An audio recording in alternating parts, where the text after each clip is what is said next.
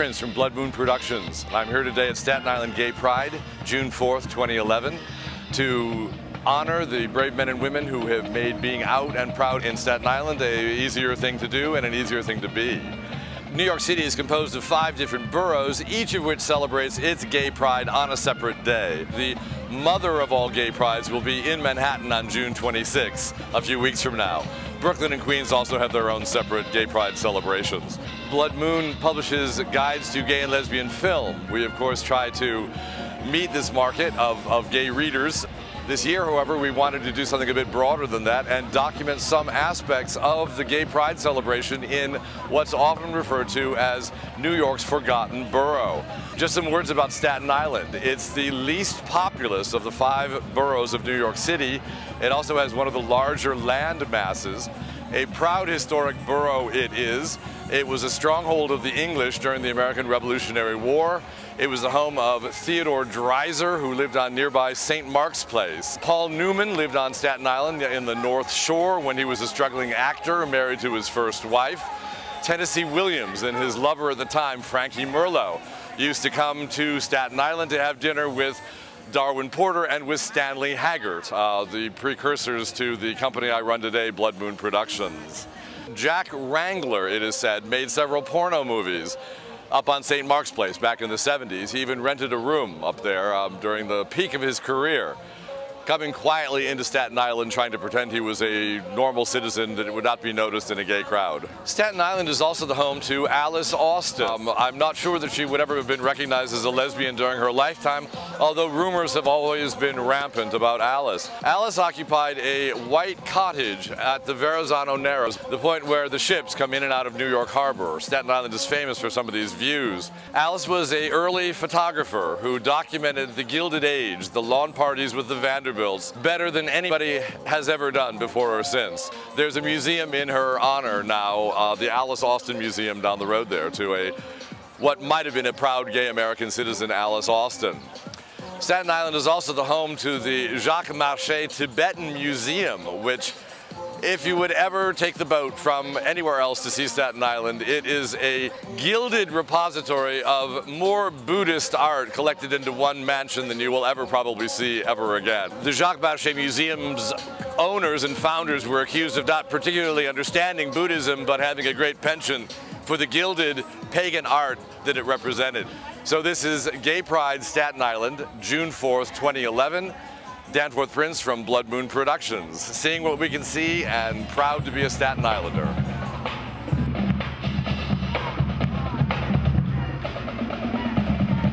I have the great honor of being with State Assemblyman Matthew Titone, a Democrat from the North Shore of Staten Island, is it? North Shore of Staten Island, that's right. I'm really happy to see you. I read your website, I followed you for years. You are an out gay man who believes very strongly that the gay issue is not the primary motivating factor of how you lead your political life. No, certainly gay rights, equal rights for all persons are very, very important to me. But it's important also that we understand that the health issues are important to all people, gay or straight. Transportation on Staten Island, important to people, gay or straight. And the list goes on and on. So it's important for me to focus on the things not only for the gay community, but of the straight people that I represent as well. Matthew has a huge body of fans on the North Shore.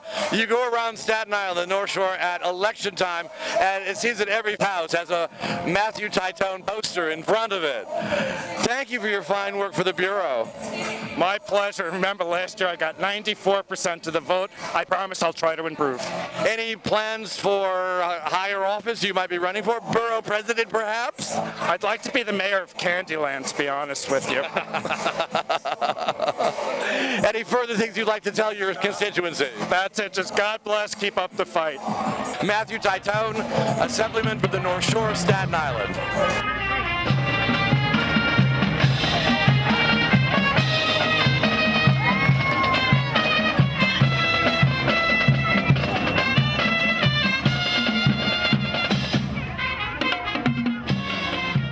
So I have the great honor to be with Susan Carlson from the Staten Island Unitarian Church. An honor to have you, Susan. Thank you, Danforth. Thank you. Pleasure to be with you. It was very important to me that in our overview of Staten Island and its infrastructure, we talked to a sensitive cleric.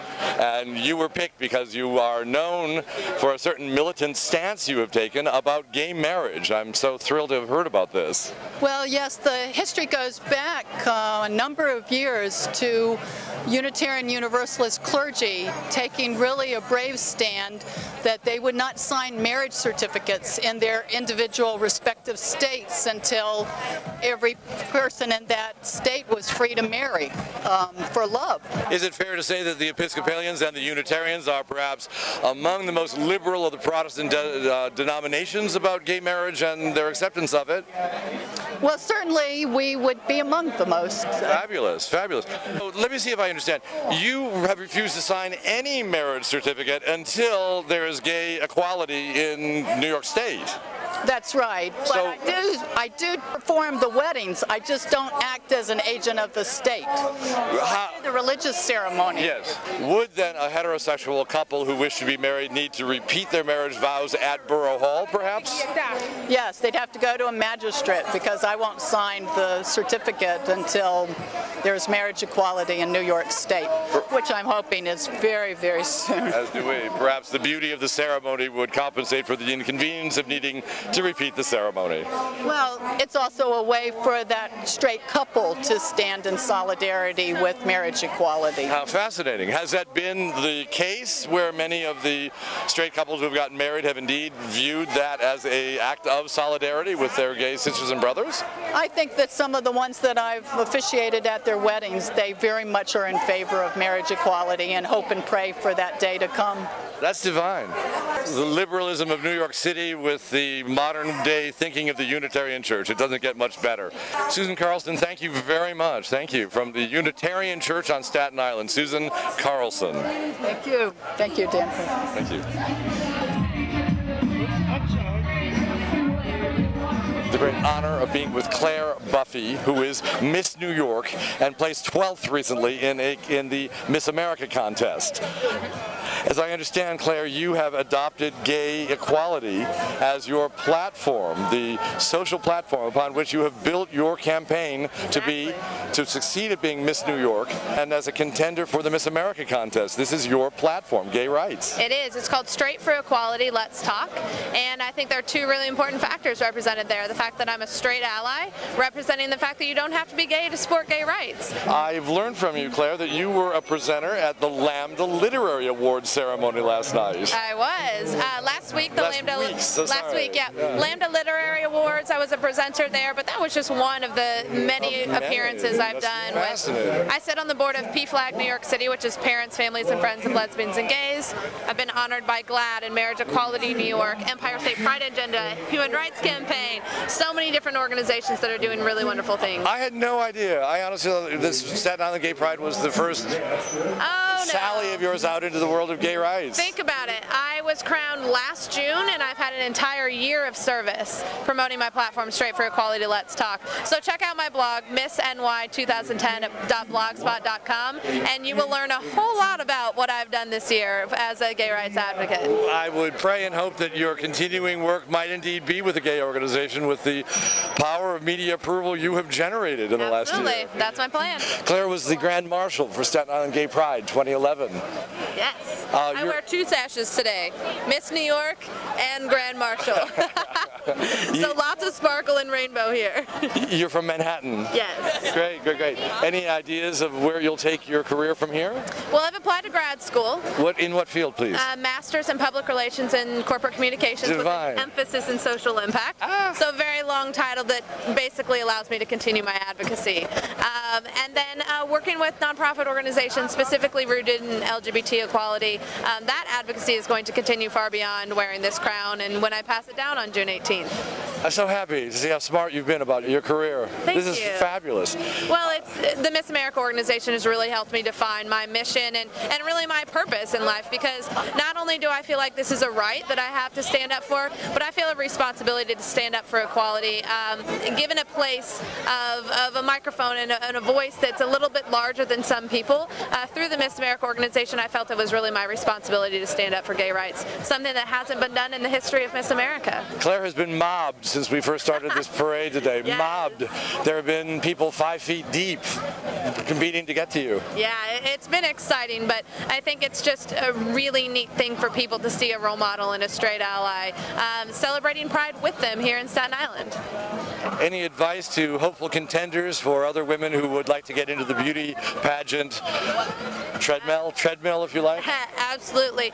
Authenticity is the thing that I push over and over for contestants, because for, let's see, 5 years ago now that I started competing in Miss America, my platform has always been equality, and I had many people tell me, no, you have to change it if you want to think about winning. You'll never win with that platform. And I said, but my platform is why I compete. And so I stuck to my beliefs. I examined the opposition, and I examined everyone's opinions surrounding this issue so that I could create just a fail-safe argument. And you were also the first to have ever adopted gay rights as a personal platform, I believe. Yes, is I that was. Right? And to, it took a hip New Yorker to do that. Yay, Claire. And to stay rooted in the fact that, yes, it's groundbreaking and yes, it's exciting, but ultimately it's just the right thing to do. It's the times are right. My family and my sister, my friends who I'm supporting. I think I'm thrilled to talk to Claire and realize that in the beauty pageant world, there really are forces of good at work that do evolve out of these pageants. I've never seen anything quite like this. Thank you very much, Claire Buffy. Sure, thanks. Thanks.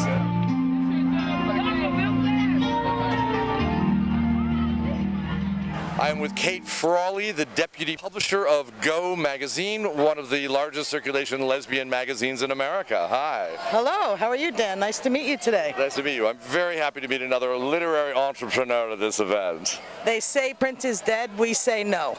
You don't have an electronic edition of your magazine? We do have a very popular website, so the contents are online. There's editorial in here. We always have feature articles, and it's normally about 100 pages, and we come out every other month. And every other month. And it's free. It's free. It's free. Geez, it's great. I'm friendly with the people at Olivia Travel. I'm a former writer with the Fromer Travel Guides. They are our advertisers. Indeed. As you can see, we have a full spread from Olivia Travel. They know how important it is to reach their market as a lesbian market, and that's our niche. We are the most widely read lesbian publication on the planet. Fabulous. We interrupt this film to bring you a commercial announcement from Blood Moon Productions. The nature of the announcement, however, is consistent with the theme of gay pride on Staten Island. We are proudly releasing a book about the Kennedys in about 5 weeks. It's The Kennedys, All the Gossip Unfit to Print. Please know, there are many, many chapters in this book, 60 if I remember correctly, all of them outlining something really sordid, really tawdry, really not very well known about the Kennedys. If there was a scandal, sexual or political, about them, it's probably in this book, authored mainly by Darwin Porter, a Kennedy watcher from way, way back to his days as a entertainment columnist with the Miami Herald. This film is dedicated to the protagonist of the most gay chapter in this book. It's devoted to Lem Billings, the man who loved JFK. Who was Lem? Lem was a classmate of young JFK at Choate. Lem followed JFK through all his life until the assassination in Dallas in 1963.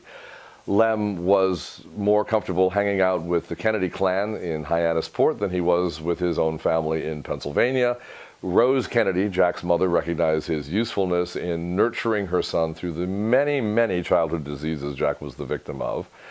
And old Joe, Papa Kennedy, used to eventually say, "Is that faggot coming for Christmas holiday again?" And the siblings of JFK would all clamor to have Lem come and indeed spend his holidays with the Kennedy clan.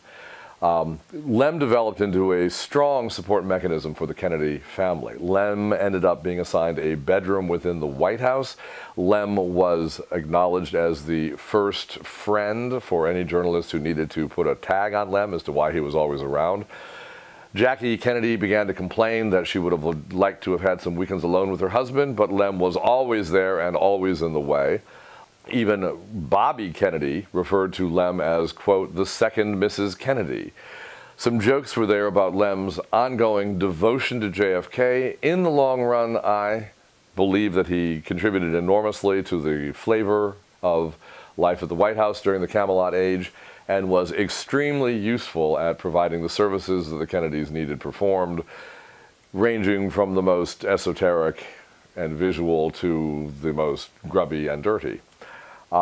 This film, therefore, is dedicated to Lem Billings. It is the most gay of the chapters which are included in the book we'll be releasing in July. The book is The Kennedys, All the Gossip Unfit to Print, from Darwin Porter and from Blood Moon Productions. Happy Gay Pride. Again, many thanks to Lem Billings.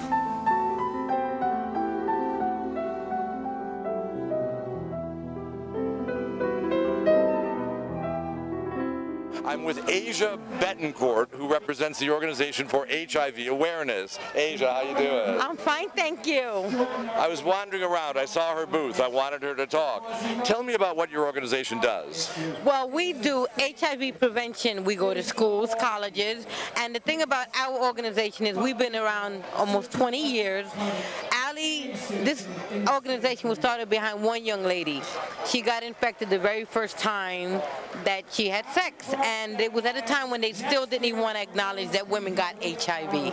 And the Gertzes have been around for a very long time. And you give away leaflets and educational material. Absolutely. And some prophylactics over there, which I think is great. Absolutely, and we have a Leap for Girls, which works directly with teen youth in the schools. It's an after-school program, and we're trying to basically teach awareness, prevention on, people not to be infected with HIV. That's marvelous. And what is the website associated with your organization, please? loveheals.org. And I'm with Asia Betancourt from loveheals.org. Thank you, Asia. Thank you very much. Thank you for being here. An honor. I have the honor to be with Rich Murray, who is walking around very aggressively, with great charm, of course, taking petitions for us to sign for equality of marriage rights. Rich, how nice to see you. Hi, great meeting you. Thanks for having me. I have been out here today at Staten Island Pride, which is a great event. It's surprising that more people aren't here, from all over New York. I mean, apathy. It is apathy. And we're out collecting petitions to support the gay marriage bill that's coming before the state Senate. We know we need Senator Lanza from here in Staten Island to make this happen. What I noticed about the petition that I signed a copy of, proudly signed a copy of, was how artfully, strongly worded it was. Your belief as a militant on the subject of gay marriage is that an act not to grant gay marriage is an act of violence against gay people themselves? Well, if you look at it, and many people have sort of built this idea over the last 30, 40 years, that any sort of legal discrimination against the community leads to bullying and bashing and discrimination on one end, but also to the sort of internal self-destructive behavior of addiction and suicides and depression and everything that we just don't talk about. And when you bring up bullying and you bring up depression and suicide and drug abuse and unsafe sex and all of these other things that afflict our community, it all comes from the basic root of not being equal citizens of the United States of America. What is the name of your organization, the website, and the name? The group I'm with is Queer Rising, queerrising.org. It's a direct action group here in the city. We've been around since the last state Senate vote that went badly, and we continually remind different state senators and different bigots throughout the city that I'm a citizen, I'm a human being, I have a family, I have a voice, and I'm equal. We've all gotten to that point where we're like, we need to get out and do whatever we can do, and whether we're signing petitions or getting arrested or whatever, that's what we need to be doing. I'm so proud. So proud I am. You guys. Gay Pride, yay. Hi, my name is Karen Perrine. I'm the president of the Sirens Motorcycle Club of New York City. We lead the parades in all the boroughs every year, and this year we're celebrating our 25th anniversary. Fabulous. My brother's a member of a motorcycle club, and I have been to reunions, leather club reunions of motorcycle clubs. They're fun. I love motorcycle people. It's a lot of fun. We have monthly meetings on the third Tuesday of the month. If you're interested in joining, you can go to sirensnyc.com or email us at sirensnyc@hotmail.com. Is membership limited to women, please? It is a women's-only motorcycle club. We have 40 members. And is there a level of expertise demanded of new members before they come into your club? Yes, there is. You have to have passed a Motorcycle Safety Foundation course. Very wise, very smart. The Siren meetings are at the Gay and Lesbian Center on 13th Street in Manhattan. Fabulous. So nice to meet you at Staten Island Gay Pride. Thank you, thank you. I'm in a setting that appears liberated enough to be able to tell an anecdote from our upcoming Kennedy book. It is one of many, many chapters of scandal associated with that august clan. It has to do with how Jackie Onassis lost her virginity. All that and more will be in our upcoming book, The Kennedys, All the Gossip Unfit to Print. I'm with Katie, one of the owners of Bent Pages, the largest GLBT bookstore on Staten Island, perhaps the only remaining GLBT bookstore left in New York City. Is it only used books that you sell? As of right now, yes, we only sell used content. We often say that we're a part store, part museum piece because we really wanted to preserve that the artifact of the gay bookstore, and we chose to deal with used products because many of the great gay classics are out of print right now, and so we have a lot of books that are out of print. What would an example of a great gay classic out of print be? I'm thinking of Radcliffe Hall, I think. Yeah, well, actually Radcliffe Hall it's still in print, but we actually have old versions of it, which is good. But there's some classic LGBT presses that are no longer, like Naiad Press, which Naiad Press. Yeah. Ah. So we have a lot of original Naiad Press books in our store. And by the way, I was very impressed with the publisher of Bold Strokes Publishing. Yes. I met her. Yeah. She taught a class at Book Expo Publishers University last week. She was brilliant. Yeah. Say hi to her if you know her. Yeah, sure. We have some of their books as well. Yeah. And Katie, you're also a very active member of the Staten Island Gay and Lesbian organizing community. Yes. You were Grand Marshal of Gay Pride. When was it? 2010, I believe. Last year, yep. Thus the sash. Yes. What other activities do you organize on Staten Island specifically for gay and lesbian people? Well, I'm a professor at the College of Staten Island. Oh, what do you teach? I'm in the Psychology and Women, Gender, and Sexuality Studies program there. Heavens to Betsy. And are you a tenured professor? All that? Are you really? Yes. Goddamn. And I'm currently the chair of the psychology department there as well. Katie, I would have been more respectful if I had known. I had no idea. But I've been the faculty advisor to CSI's GSA for 7 or 8 years now. What is that again, GSI? The GSA, the Gay Straight Alliance at the college. At the college? Yes. Yeah. And if I might say, as an outsider to that organization, it really in some ways is more of a social organization and coffee house than it is almost a commercial business. I mean, you are at the center of a network of astonishingly wide-ranging gays and lesbians on Staten Island. Yes. We pride ourselves on being a community space as well, and so we are very open to members of the Staten Island LGBT community to come and use our space, and we support the arts, we support creative endeavors, we support local authors, and we have readings and local musicians, and really try to have a space for... Is there a website for that group?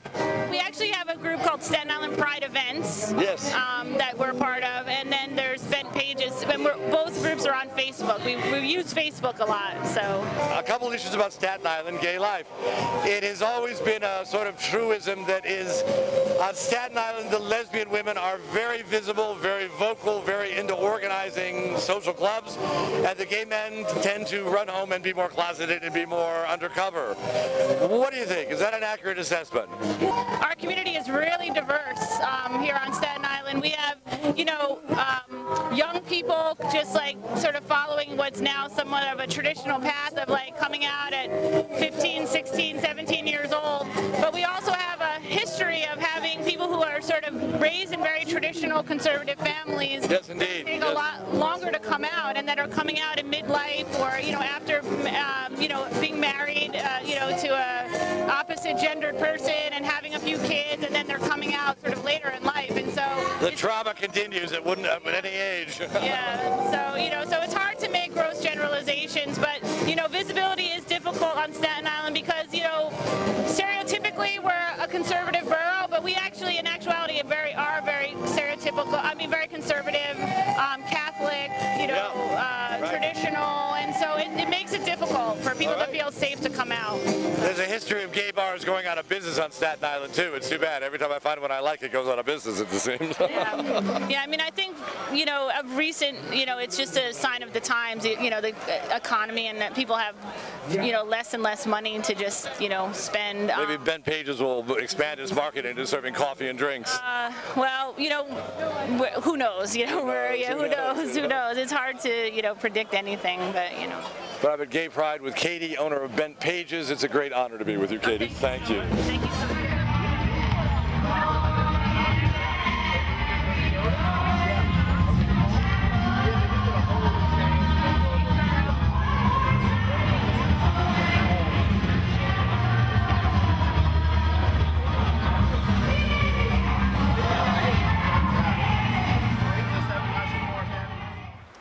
It's 3 days since Staten Island Gay Pride. I interrupt with another commercial announcement from Blood Moon. I've traveled across the Verrazano Bridge in my car from Staten Island to the fashionable East Village in Manhattan, Madonna's former stamping grounds. I've come to make a news flash announcement from Blood Moon. It involves the 4th literary award that a recent book of ours has won. This most recent award is the grand prize for 2011 for Best Beach Reading from the Beach Book Festival. The award ceremony will be Friday night at the Algonquin Hotel. I am required to give a speech. We've marketed this book as Scarlett O'Hara in Love with Heathcliff, Together on the Road to Hell. It's the most blatant, honest biography of the world-famous actors Vivien Leigh and Laurence Olivier ever crafted by celebrity biographers Darwin Porter and Roy Mosley. Look for it in bookstores now. Again, we applaud our authors for their earning 4 literary awards on this one title since the book's release in February. Thank you. Danforth Prince from Blood Moon Productions.